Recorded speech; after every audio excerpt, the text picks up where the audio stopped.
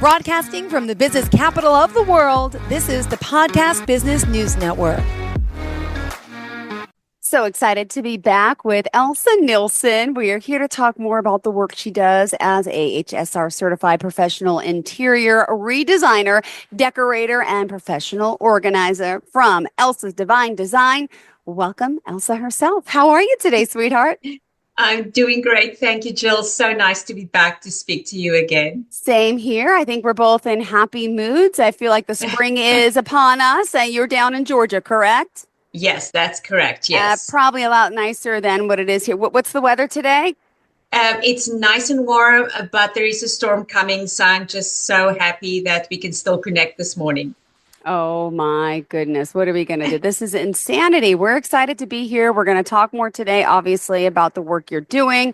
So please introduce yourself to everyone before we start. Hi, I'm Elsa Nilson, and I have a redesign business, decorating, professional organizing, but I go a little step deeper. I'm going with the... I'm also a life coach, a certified HCI life coach. Go ahead. Point it out. Go ahead.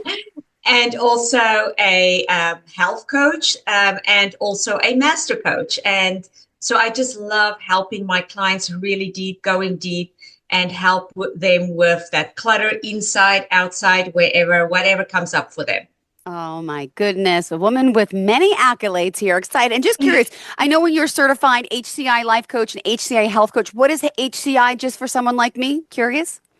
It's the Health Coach Institute. Perfect. And then you're certified ICM master coach. Can you explain a little bit about what that is? That is the Institute for Coaching Mastery. Wow. Is there anything you don't do? Yeah, there's definitely things that I don't do and that I can do. But one thing we all have in common, let's be honest, it's relationships. Life is all about relationships, right? Every single day of our lives. And I know that's something that you also specialize with. And maybe you can help me. And I'm sure you can. A lot of people out there, because some of us suffer with relationship issues, and we will. But we're going to talk a little bit about maybe some of the back reasons of why, and of course, how you help your clients get through this. So first and foremost, we are talking about relationships in marriage today, right? And or your partner in a sense. Let me ask, your little take about relationships. Tell me a little bit of, over the years in your expert field, tell me more about what you've noticed and seen in couples. I've seen how they can suffer and how childhood wounds can influence the relationship. And people just really don't know. And I really start realizing it after my divorce, when I looked back and looked at the template of that relationship. And that is when I started seeing, all the things in that relationship that went wrong, and the things that I really didn't like, the things that just repulsed me. It's all part of childhood wounds that I just never healed from. And even anybody that went through a divorce before will know, after the divorce, it's not like, okay, everything is now just sweet and nice again. There's a lot of grief that's going on after the divorce for a person, with family members that you're not with anymore, that you really get to love on the other side, and your children that you see suffer and things like that.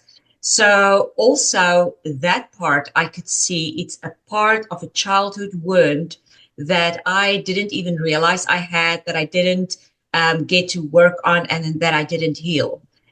So I want to tell you about this childhood wounds that influence relationships. There is a therapy called the imago therapy.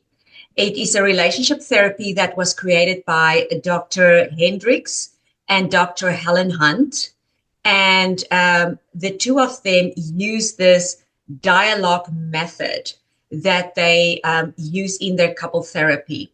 And what this therapy is about, it is actually a therapy that shows us that we pull a partner into our lives that actually mirrors the caregiver that we had the hardest time with when we were growing up.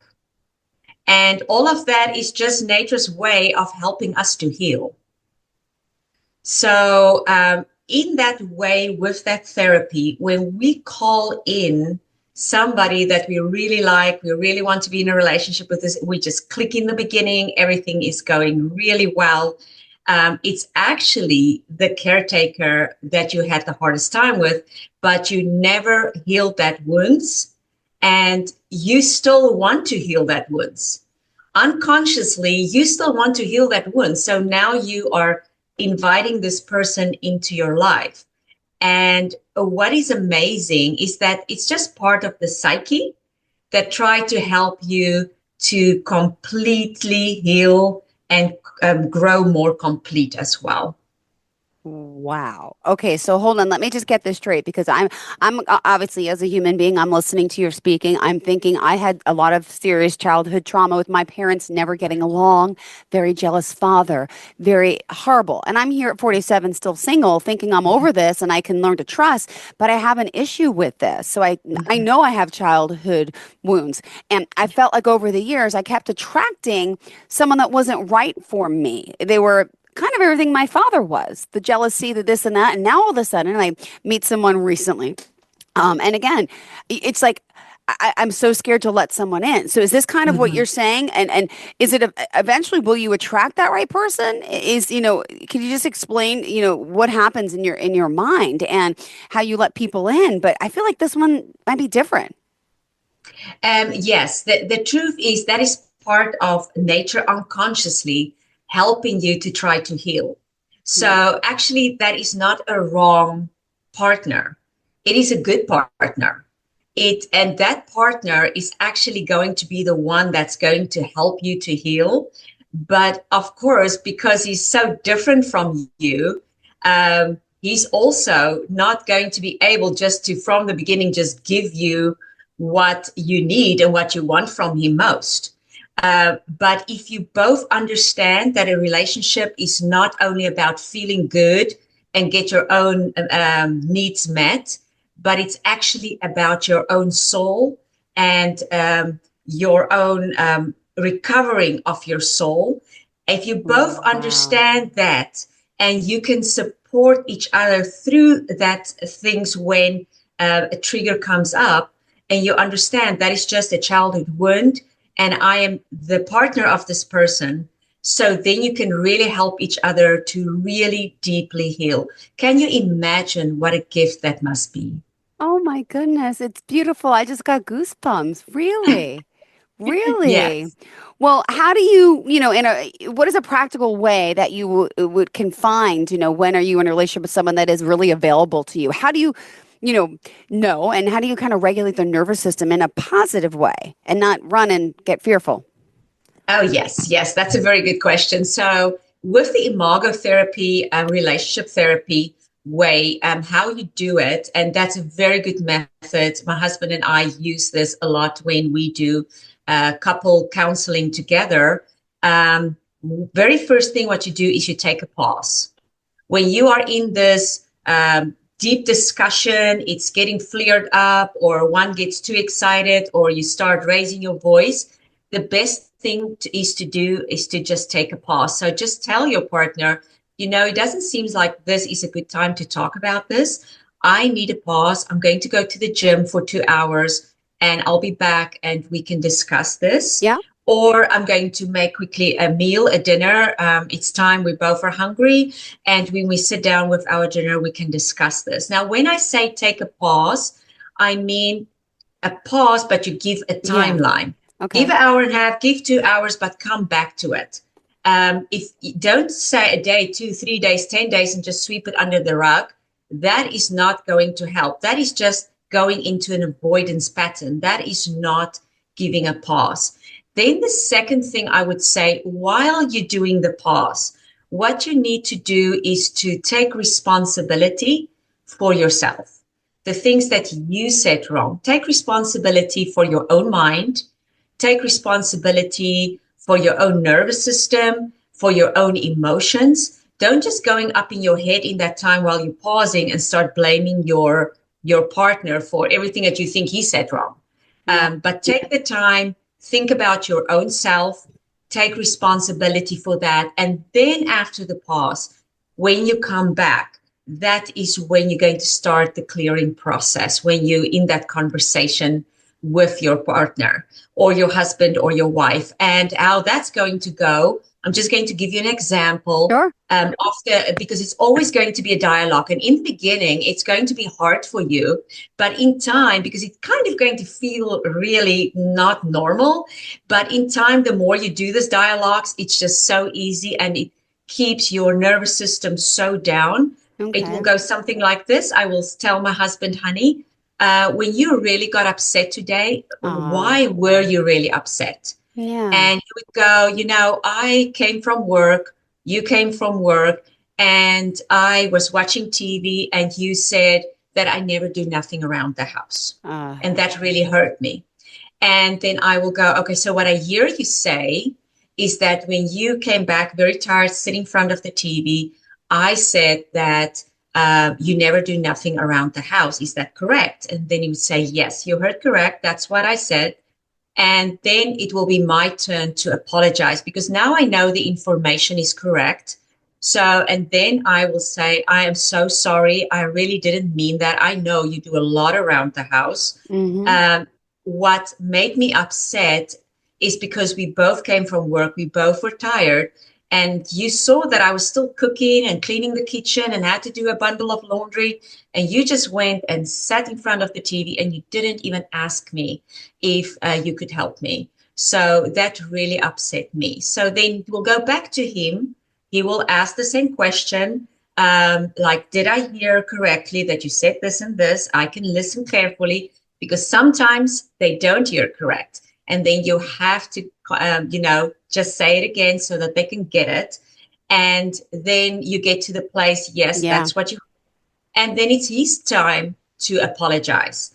And he would say something like, I am so sorry. I realize now that I was very selfish. I was just so tired. I was just thinking about myself, not realizing that you were tired too. So next time when we both get home and I see that you're very busy, I will ask you, with what chores can I help you so that we can get it done quicker, so that we can sit down together quicker and enjoy TV and dinner together. And always on the end, when you're done with that, it's good to get up after the conversation, just to hug each other, to feel that closeness, that you know you are allies and that you are still there. And that will be awesome because then everything is sorted out. It was in a clear and calm, structured way that the dialogue went. You both understood it. And then everything will be smooth sailing.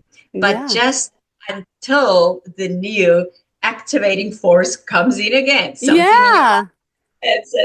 Then something new enters or something, children are born and now everything is a little bit wacko. And but the big thing is if you have that dialogue down and you know how to not just blame and take responsibility for your own nervous system, and you can keep on clearing out every time something comes up, that's how you actually grow closer together and understand your partner better. Wow. Beautiful. Thank you so much. This is helping me, and I hope a lot of people out there with their relationships. And, people also suffer with, how do you know maybe if this one is not working for you, right? When do I stay? Do I go? And is there guiding principles maybe that you can, fill us in and give us some guidance here today that could help us get through and help us maybe find our own truth and answers to this? Yes. Yes, Jill, that is a question I think for the most people in any relationship comes up sometime or another. When you don't jive well, when you have a lot of up and downs, you a lot of times ask that question. And what is more, a lot of times turn to a trusted family member like your sister or your brother or a best friend that you really trust.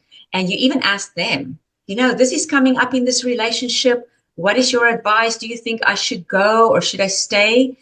But the truth is, nobody else can tell you. Doesn't matter what good intentions that person have. It is your relationship, you living that relationship, and it's something that you have to decide about yourself. And there's only actually one way that you can figure this out and know if you should stay or if you should go. And what you should do is actually, when you decide I'm getting to that question that I don't know if I should stay, what you need to do is to go all in with the inner work. You have to do the inner work to get all these childhood wounds, to get them up to the surface. And people don't understand how well-trained life coaches are these days that can really help you to overcome that. And once you've done that, and you are fully embodied, coming to the table, fully embodied, you are the partner that you want to co-create with somebody else, and you want to be the same partner that is reflecting how you are and how much you put in, it will be very clear, because one of two things are going to happen.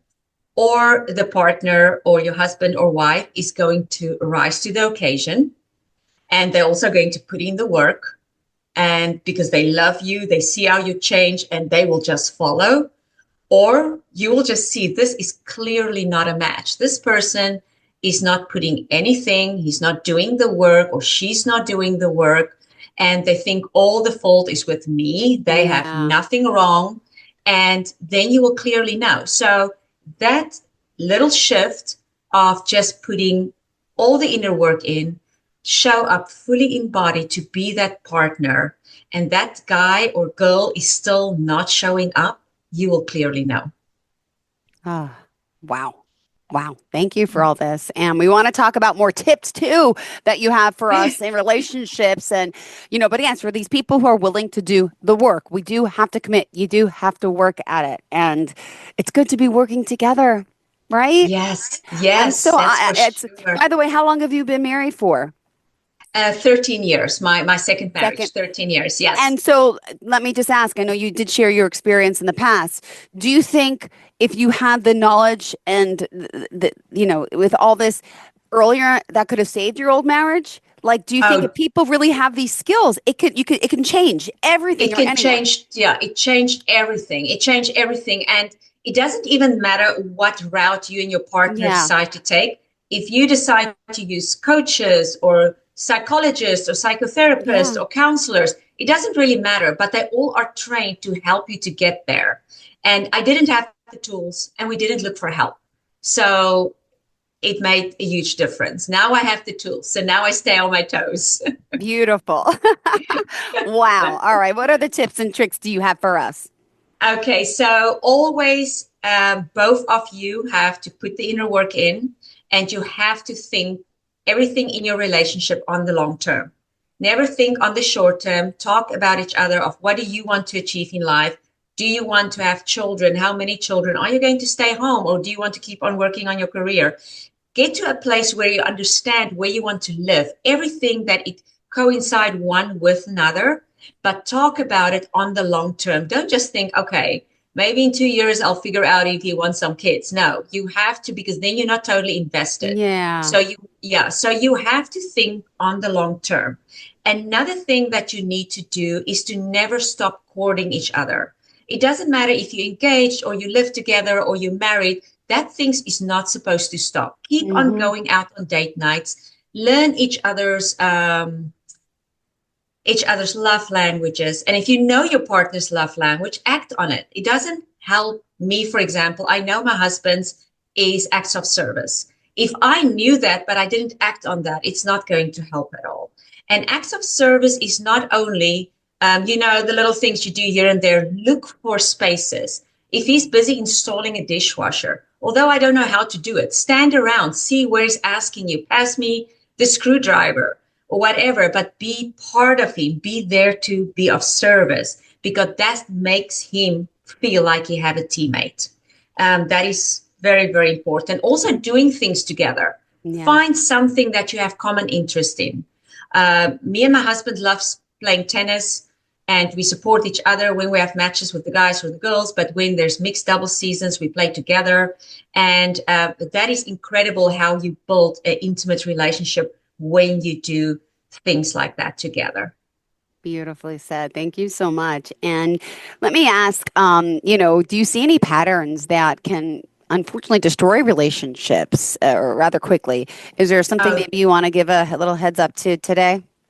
oh yes. One of the biggest ones I see is negativity. Yeah. And I would say the reason for that is because if you are negative and you are just in this negative pattern mindset, you only think and expect the worst of your partner instead of the best. And the truth is, you do not know what he's thinking. And you do not know how he's going to react in certain circumstances. You might think you know him that well, but you really don't know because you can't see in his mind.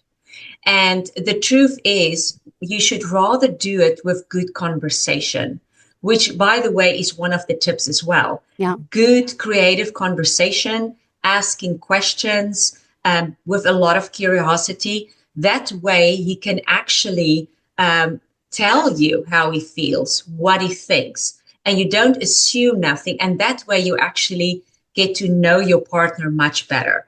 And me and my husband have this way of communication analogy that we use in counseling.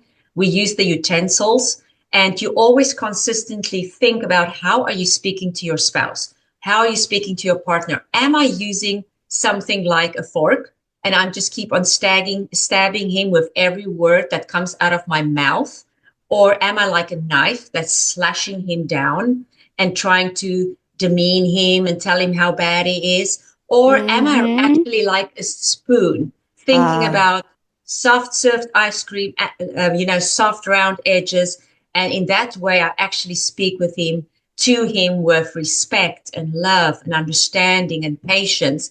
And if you think about that and you can start concentrating on every time you speak to him, and you say, okay, that was not very nice. I actually have yeah. to do that a little bit better. But if Yeah. you're actually attentive to that, you start seeing what way of utensil I'm using right now.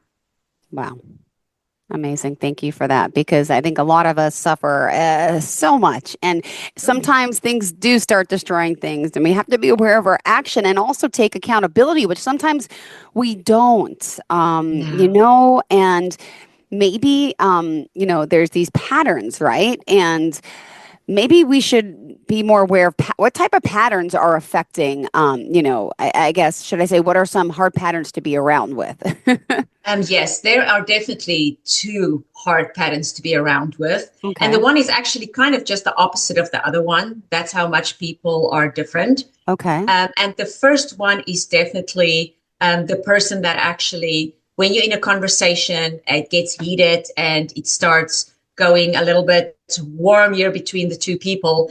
That is the kind of person that starts just raising their voice, throwing plates, slam the door, and on the end, they yell. And the truth is, you can do nothing in that kind of conversation. There is no way to have a proper structured conversation to get to the place to realize what is going on here. Because the one is just shutting down, the other one's just screaming louder. And sadly, us women are the ones that raise our voices and get to a pitch sometimes and start yelling. And the reason for that is because 95% of men are really just not good listeners. Yeah. They're not good listeners. They don't hear you when you speak. And now we think, okay, if I speak louder, if I raise my voice, if I finally yell, just maybe they will hear me. But it doesn't work because they just, move into a different room up here and they just don't listen Yeah. to you. They just build this wall. But what you actually should do is just the opposite. You just start speaking softer, speak lower pitch, because in that way, they actually have to lean in to really hear you. And when they have to lean in to hear you, they actually listen. So Interesting. that pitching thing is not working. That's a very hard pattern to be around with. And the other one is just the opposite. That's the avoider. Whenever there is something that is difficult, they just don't want to have a conversation. They don't want to go in a fight. They sweep it under the rug. And both of that hard patterns, 95% of them end up in the divorce court. The avoider just takes longer to get there, but they both end up there. Oh, my goodness. Thank you for sharing that. And we still have more time here on the show. It's exciting to talk to you, Elsa Nilson. Let's talk about people maybe going through a heartbreak, right? What would you say is the biggest misconception about that? I would say for people to think, just get on with or get over it. I actually think a heartbreak is a very important milestone Okay. in your life. And the Mm-hmm. reason why is because grief is the portal that helps you to get to know yourself better. So it's important after that breakup, when you go into that grief that you are missing this person, it didn't work out, you lost all this time, I'm lonely, my kids are heartbroken. When you go into that grief, you start understanding yourself better. Sure do. And yes, and that is why it's so extremely important. And people would say, just get over it. The truth is, there Hate is that. I no. hate when someone says that, just get over it. It'll be fine. And it's just like, those are not the things you want to hear. No, that's not what you want to hear. And the thing is, you can't put a timestamp on grief. I No. can't tell you, don't worry about me. In August the 15th, 2025, I'll be over my grief and I'll be moving on. I have no idea. So somebody else won't have an idea of your emotions and your feelings. So Yeah. the best thing is just to go through your breakup with grace. And when you get to the right place and you are ready to move on, you will move on, but no pressure. People can't decide for you. Beautifully said. Oh, wow. We still have more here. I want to ask you, obviously, how did you kind of want to sum up today's show and add to, I mean, the work that you're doing as a coach and how you're helping couples and everything else, Elsa? How did you want to kind of sum up for today? Well, I just first want to tell the listeners, I know a lot of you are a lot of times in dire straits and you feel like this marriage is just not working. This relationship is not going to make it, but there's always hope. Reach out, get some help, get somebody in your corner and go and get the help. Now, both of you have to be all in Okay. to do the work to be able to make that a success. But if you both want it, it is 100% possible.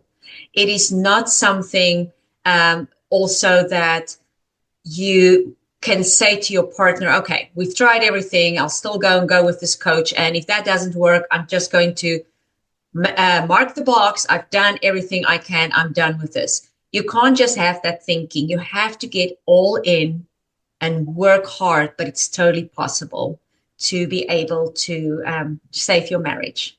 Oh, beautifully said. Thank you so much. And always a pleasure having you here. A woman who wears many hats and is helping people in so many different areas. Wow. Thank you so much for being here, Elsa. I appreciate it. Thank you. Thank you, Jill. You have a wonderful day. Now, tell us how we can reach out to you. Website, phone number, social media pages. All right. Yeah, you can find me on my web. It's Divine Life and Health Coaching, but you can just look it up under hello@coachelsa.com. That will be the email, or just coachelsa.com. That's how you'll find me on the web. And if you're in the US, you can also call me at 770-548-3890. Beautiful. Thank you so much. Pleasure having you here. Great seeing your beautiful face smiling beautifully this morning and all happy and on a Monday. That's a rarity, but you have that energy. Yes. You found happiness and you're helping others find happiness because we all could use a little guidance and help. Isn't that true, right? Yes, that's very true. Thank you so much for your time, Jill. I appreciate you. I appreciate it. And looking forward to next week if we're back on, are we? All right. Bye-bye. Right. Thank you so much. Have a great day. And to all of our listeners, please stay tuned. We'll be right back with more.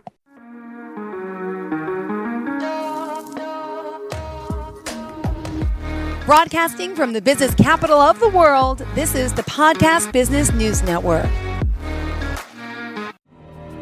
For nearly 2,000 severely injured veterans, everyday life has become filled with barriers. Day-to-day simple tasks can become pretty daunting. I have to carry my chair up 2 flights of steps or have somebody do it for me. What scares me the most is just the falling. When I'm struggling with my house, I think, to have that one great barrier just knocked down, it's crucial. Home for Our Troops is a wonderful nonprofit that builds a Mortgage-free, fully adaptive, handicap-accessible house. And there's no catch. It'll be our very first home that we've ever owned. This is a game changer. This is where your life begins again. We need you to join us in completing this important mission. Please visit hfotusa.org and help build homes and rebuild lives. Because of you, everything's going to be okay.